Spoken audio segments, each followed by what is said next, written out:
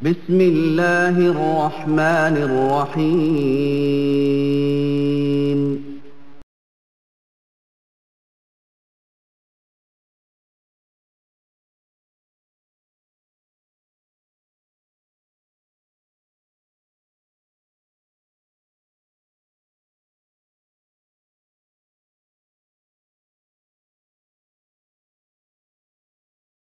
اجازت دیجئے میں زنا کروں۔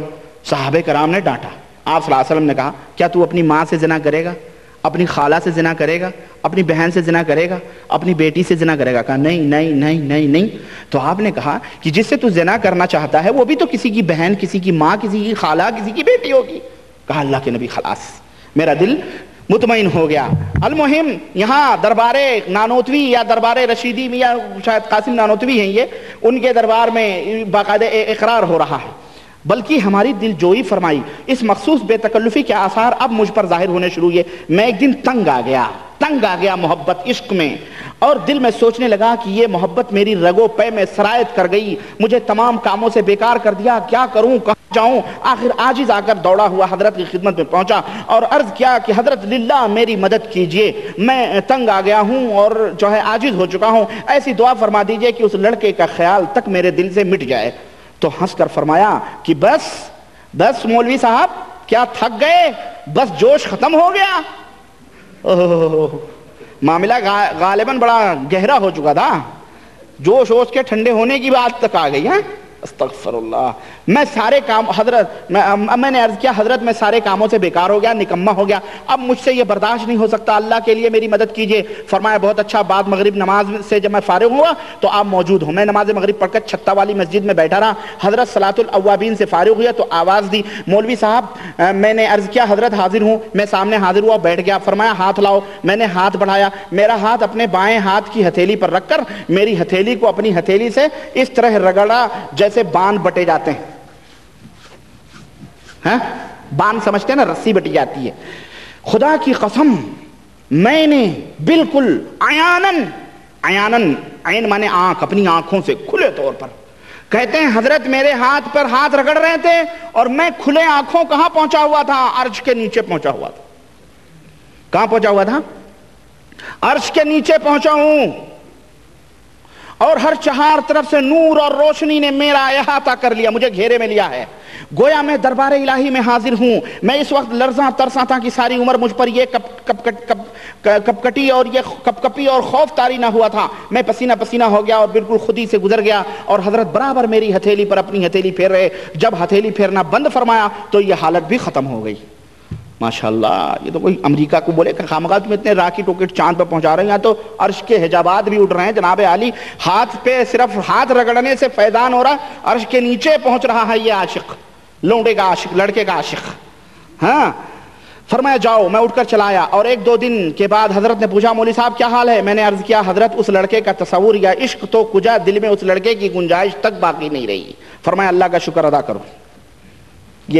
یہ ہیں آپ بیتی زکریا صاحب کی۔ میں بغیر تبصرے کے دیوبند کی یہ ڈائری آپ کی خدمت میں پیش کر رہا ہوں، مقلدین دیوبند کی، آپ حضرات سمجھ جائیں یہ مقلدین دیوبند نہیں بلکہ یہ مقلدین دیوبند، یعنی یہ وہ لوگ ہیں جن کی تقلید کرتے ہیں دوسرے، یہ بیچارے چھوٹے چھوٹے لوگ، یعنی بیچارے ان پڑھ بھی نہیں، پڑھے لکھے جاہل، جن کو سال بھر میں بخاری صحیح ستہ کا دورہ کرا دیا جاتا ہے اور 2 سال میں مفتی آنے کا وہ دے دیا جاتا ہے، اور حضرت مفتی ہو جاتے ہیں، اور مفت کے مفتی، اور کون سے مفتی؟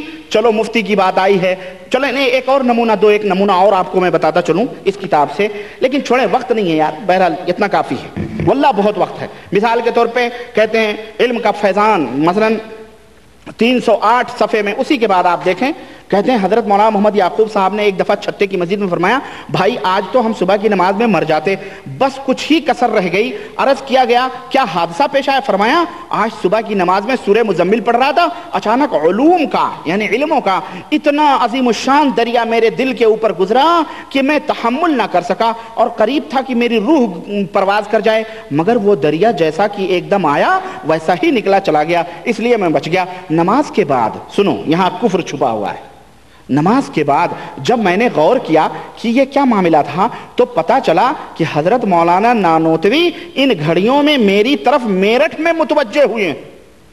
اللہ اکبر. کہاں سے متوجہ ہوئی ہیں؟ میرٹھ میں بیٹھ کر توجہ میرے دل پر فرما رہے ہیں.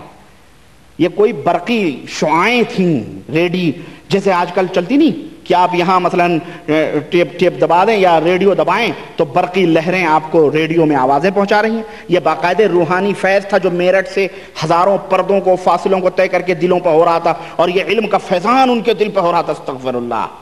یہ اپنے بزرگوں کے لیے کیا کیا ثابت کر رہے ہیں, غیب کا, تصرف کا, تمام ادراک ہو رہا ہے سب کچھ. اور یہ نہ کوئی مائی کا لال کہے کہ یہ قرآن و حدیث میں موجود ہے.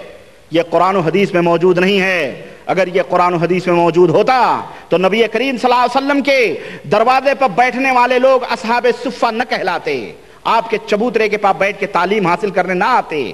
اللہ کے نبی ان سے تو کہیں زیادہ اعلیٰ اور افضل تھے, جو اپنے ماننے والوں کو جگہ جگہ دلوں سے باقاعدہ تعلیمات دیتے رہتے, جیسے آج کل ریڈیو ٹیلی ویژنوں پہ تعلیمات دی جاتی ہیں. استغفر اللہ. یہ دیوبند کی ڈائری ہے, سنیے.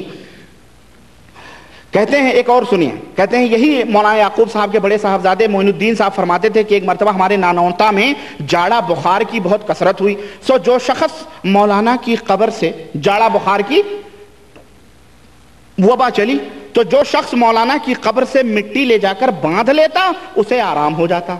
اللہ اکبر. مٹی نہ ہوئی, یہ تو کوئی جو ہے صیدلیہ ہو گئی, میڈیکل اسٹور ہے نا ڈاکٹر کی. اچھا جناب عالی, اس کثرت سے لوگ مٹی لے گئے کہ جب بھی قبر پر مٹی ڈلواؤں تبھی ختم ہو جائے. ہاں, کثرت کے ساتھ مٹیاں بٹ رہی ہیں, خاک. اور اگر بریلوی اپنے قبروں کے اوپر بزرگوں سے ڈائریکٹ تصرف کرے, مٹی نہیں, تو بیچارہ مشرک اور سب کچھ ہوتا ہے. اور یہ علماء دیوبند کیا کر رہے ہیں اپنے پیروں مرشدوں کے لیے؟ کہتے ہیں کہ کئی مرتبہ ڈال چکا, پریشان ہو کر ایک دفعہ میں نے مولانا کی قبر پر جا کر کہا, سنیں قبر پر جا کے سنا رہے ہیں یہ صاحبزادے. اب بریکٹ میں لکھا ہوا زکریا صاحب لکھتے ہیں کہ یہ صاحبزادہ بہت تیز مزاج تھے. کہنے لگے آپ کی تو کرامت ہوئی اور ہماری مصیبت ہو گئی. ہمیں بھائی بند بھی کرو, یاد رکھو اگر اب کے کوئی اچھا ہوا, اب کے اگر کوئی اچھا ہوا تو ہم مٹی نہ ڈالیں گے, ایسے ہی پڑے رہیو, لوگ جوتا پہنے تمہارے اوپر ایسے ہی چلیں گے. بس اسی دن سے پھر کسی کو آرام نہیں ہوا. ماشاءاللہ. 9 من مٹی کے نیچے سویا ہوا ان کا وہ باپ بیٹے کی ان دھمکیوں سے ڈر گیا, اور جناب عالی شفا کا جو ایک شعلہ اور ایک جو دواخانہ کھلا ہوا تھا وہ بند ہو گیا سب کچھ. وہ مٹیوں کی تاثیر ختم ہو گئی. یہ بزرگوں کے تصرفات ہیں قبروں میں لیٹے لیٹے, ان کے بزرگ ہیں یہ. اور بریلویوں کے بزرگ اگر وہ جا کے بیچارے مانے نہیں کافر ہے, وہ مشرک ہے, قبر کے اوپر جا رہا ہے, ابے تو کیا کر رہا ہے, یہ حلوے کھا رہا ہے. وہ بیچارے کو تو حلوے اور مانڈے کا تانا دیتے ہو, اور تم کیا ہو, تم خود سوچو. میں عوام دیوبندی جو اپنے آپ کو کہتے ہیں ان کے ملاؤں سے میں بات کر رہا ہوں.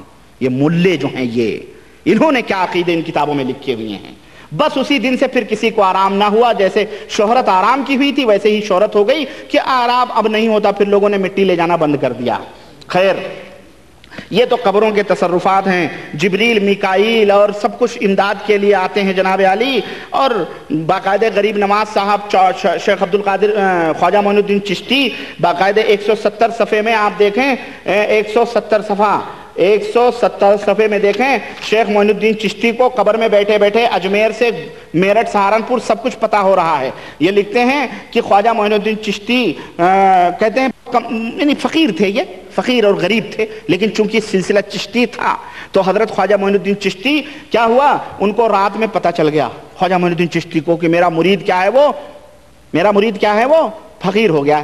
رات کو خواجہ صاحب خواب میں دیکھا, ارشاد فرماتے ہیں کہ ہم نے تم کو اپنے باورچی خانے کا ناظم اور محتمم بنا دیا ہے.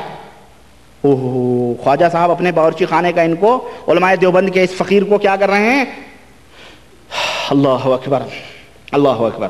حاجی صاحب, یہ حاجی صاحب ہیں, حاجی امداد اللہ مہاجر مکی, بڑے غریب تھے. حاجی مہاجر امداد اللہ مہاجر مکی, ان کو خواجہ معین الدین چشتی نے اپنے باورچی خانے کا کیا بنا دیا, ناظم مطبخ بنا دیا. صبح کو اندھیرے میں ایک شخص نے دروازہ کھٹکھٹایا, میں نے دروازہ کھولا تو اس نے ایک تھیلی دی جس میں 100 ریال تھے, اور پھر اس کے بعد چلا گیا, اور اس کے بعد تنگی ختم ہو گئی. خواجہ صاحب قبر میں باقاعدہ ماشاءاللہ تبارک و تعالیٰ پتہ چل رہا ہے کہ ان کا